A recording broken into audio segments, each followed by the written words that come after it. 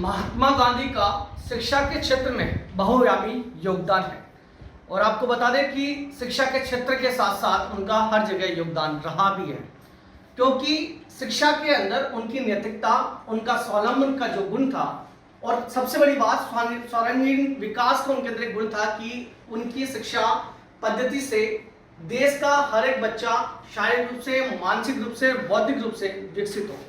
इसी को लेकर उन्होंने जो है शिक्षा की पद्धति पर जोर दिया। अगर अब बात की जाए सन 1930 की अगर बात की जाए तो गांधी जी ने सन 1930 के अंदर सविनय अवज्ञा आंदोलन चालू किया था।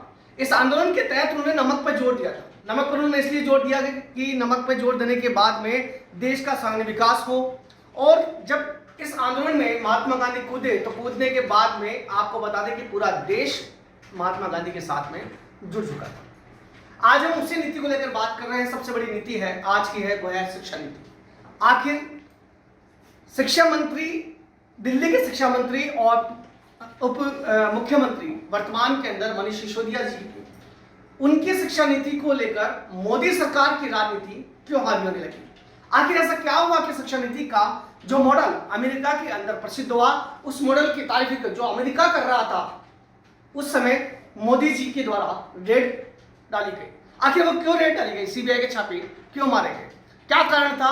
और इसके अंदर जो स्ट्रक्चर था, दिल्ली का जो शिक्षा मॉडल जो विकसित हुआ, जिस शिक्षा मॉडल की देश के अंदर तारीफ हुई, तेलंगाना के सीएम ने तारीफ की, हरियाणा में उसकी तारीफ हुई, यहां तक कि अमेरिका के न्यूयॉर्क टाइम्स के अंदर भी उसकी तारीफ की गई। तो आखिर वो मॉडल क्या है? आज आवाज न्यूज के माध्यम से, आवाज न्यूज की सहयोगी टीम के द्वारा हम आपको बताएंगे कि दिल्ली का शिक्षा मॉडल क्या था, क्यों प्रसिद्ध था, किस प्रकार के आंकड़े थे और क्यों मनीष सिसोदिया के ऊपर छापामारी की गई। दिल्ली का शिक्षा मॉडल क्यों प्रसिद्ध हुआ? उसका कारण था कि दिल्ली के शिक्षा पद्धति के अंदर एक अचानक बदलाव आया। सरकारी स्कूलों के अंदर बदलाव आया, सरकारी स्कूलों के बुनियादी ढांचों में परिवर्तन आया। आखिर वो क्या परिवर्तन था? हमारे सहयोगी सुभाष जी मेरे साथ में, सुभाष जी बताइए। सुभाष जी, आखिर दिल्ली का शिक्षा मॉडल जो फेमस हुआ उसमें ऐसा क्या बदलाव हुआ कि लोगों ने उनकी तारीफ की? देखिए, हम दिल्ली की नहीं अन्य राज्यों की बात करें तो पहले ये होता था कि सरकारी स्कूल और प्राइवेट स्कूल के अनुशासन में बहुत फर्क होता था। जब हम छोटे थे, गांव में जाते थे तो सरकारी स्कूल में देखते थे तो टीचर वहाँ से लापता रहते थे और बच्चे आपस में खेलते रहते थे।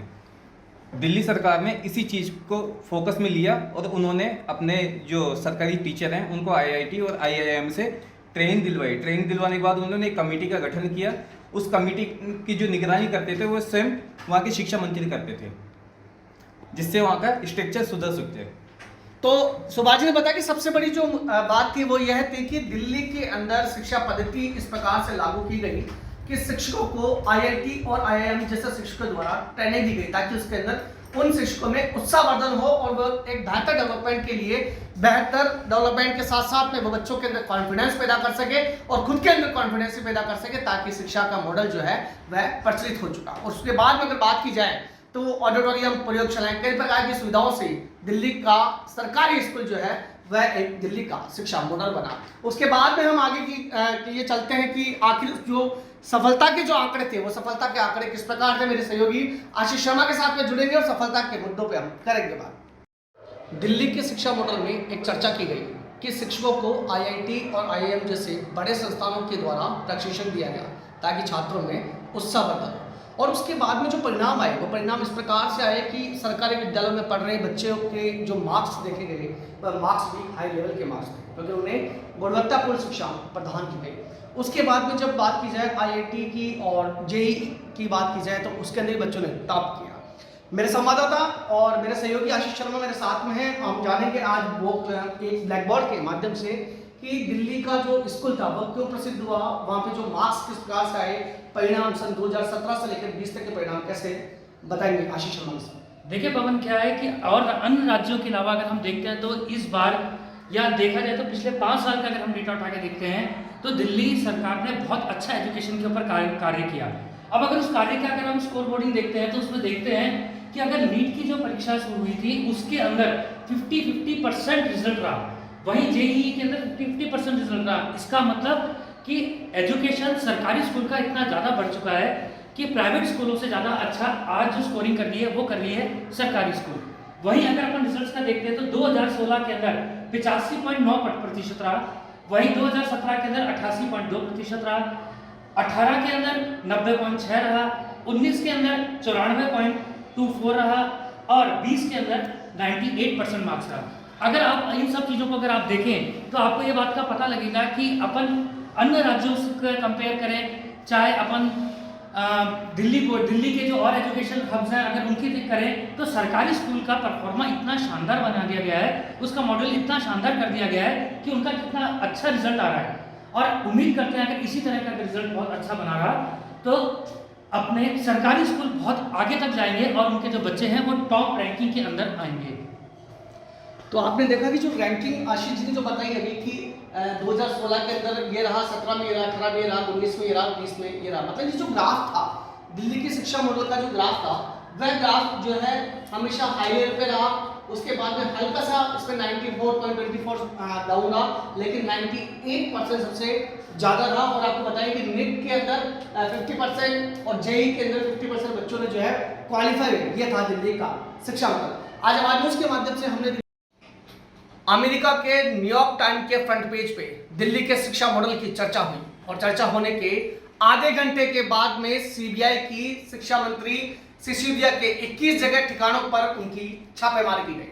उसके बाद में मनीष सिसोदिया और अरविंद केजरीवाल का एक बयान ट्वीट किया गया। आपको उन्होंने कहा कि हम लोग सीबीआई के साथ में हैं और सीबीआई की छापेमारी में पूरा सहयोग देंगे। आखिर ये छापेमारी क्यों की गई हम जानना चाहेंगे। मेरी सहयोगी लीजा चंदेल मेरे साथ में है। लीजा, आती है छापेमारी का उद्देश्य क्या रहा और आबकारी नीति से जो दिल्ली का राजस्व विकास जो उत्पन्न हुआ, जो वृद्धि हुई, उसका इससे किस प्रकार से लिंक जोड़ा जाता है? देखिए पवन, सबसे पहले हम हमारे दर्शकों को ये बताना चाहेंगे कि कहीं ना कहीं ये जो मुद्दा है और ये छापेमारी जो की गई है इसके पीछे बहुत बड़े कारण है। पहला कारण अगर मैं आपके नजरों में एक बार प्रकाश डालना चाहें तो आपको बताना चाहेंगे कहीं ना कहीं जो लिकर जो पॉलिसी जो केजरीवाल सरकार ने जो लागू की गई थी वहां पे कहीं ना कहीं दोनों की एक साठगांठ बताई गई, जिसमें अरविंद केजरीवाल का नाम आया सामने और साथ साथ मनीष सिसोदिया का भी आया है। अब बड़ा सवाल यह है कि राजस्व को जो नुकसान हुआ है उन आंकड़ों का जिम्मेदारी कौन लेगा। जी हाँ, आपकी नजरों के लिए मैं आपको बताना चाहूंगी जो अधिनियम थे, दिल्ली के जो मुख्य सचिव थे, उन्होंने अपनी रिपोर्ट जो दर्ज कराई थी जुलाई में, उसके आधार पर उन्होंने एक सीबीआई से जांच की उन्होंने भी मांग की थी। उनके अनुसार जो जीएनसीटीडी का जो अधिनियम है 1991, या मैं बात करूं कार्यकरण अधिनियम की 1993 की, या फिर मैं ये बात करूं कि उत्पाद शुल्क अधिनियम जो था 2009 का, या फिर मैं ये बात करूं दिल्ली उत्पाद शुल्क निगम 2010 की, तो उसमें प्रथम दृष्टया से जो जिस तरीके से नुकसान हुआ है, जो उल्लंघन हुआ है, नियमों का जो उल्लंघन हुआ है उसकी बात की गई है। उसके बाद इस तरीके की जांच पड़ताल की मांग की गई। अब इससे मनीष सिसोदिया जी बिल्कुल डेफिनेटली जो है लोगों की नजरों में आए हैं, क्योंकि कहीं ना कहीं राजस्व को एक बहुत बड़ा नुकसान हुआ है। नुकसान की अगर बात करें कि जो लिकर पॉलिसी जो लागू की गई थी उसके बाद बड़ा सवाल यह हुआ कि लिकर पॉलिसी इस तरीके से लागू की गई जिसमें राजस्व को नुकसान कराना सरकार के लिए एक आम बात थी। लेकिन अगर बात करें ठेकेदारों की तो ठेकेदारों को आप बता दें कि 144 करोड़ रुपए जो है ठेकेदारों के लिए माफ कर दिए गए। ये एक बड़ा नुकसान है राजस्व के लिए। दूसरी बात अगर बात की जाए, अगर लाइसेंस की बात की जाए तो जो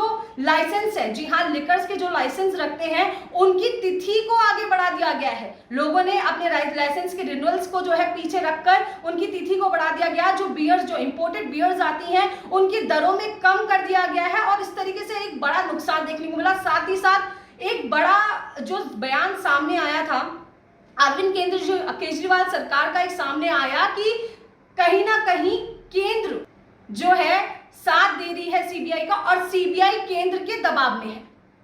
सीबीआई केंद्र के दबाव में रह के काम कर रही है, इस वजह से ये सब चीजें सामने आ रही है। और साथ ही साथ ये भी कहा गया है कि आज यदि आम आदमी पार्टी देश के उत्थान के लिए काम कर रही है तो वहां पर केंद्र उनका समर्थन ना कर उनके विपक्ष में खड़ी हुई नजर आ रही है।